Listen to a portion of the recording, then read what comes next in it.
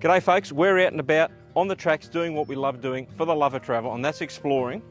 And we've just come across an obstacle on the track, which is what we call a conservation mound. Now the conservation mounds have been put on the tracks to preserve the environment, to preserve the tracks so they don't get further deterioration.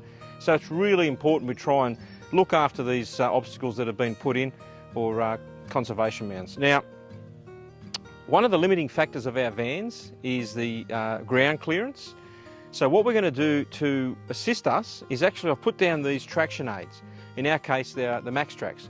And I've built them so that as we come over the conservation mound, it's going to lift the vehicle up and clear the highest point of that conservation mound, therefore making sure our van can just drive through easily, safely, without damaging any parts of the vehicle. So we'll try that now and see what happens.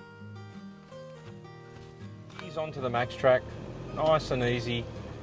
Just getting the right amount of speed. Take it nice and easy. And I should start feeling the vehicle now lift. And the back tyres are going to lift and give me nice clearance as we go over.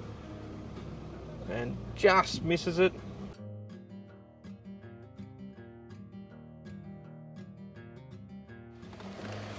Well, there you go, folks.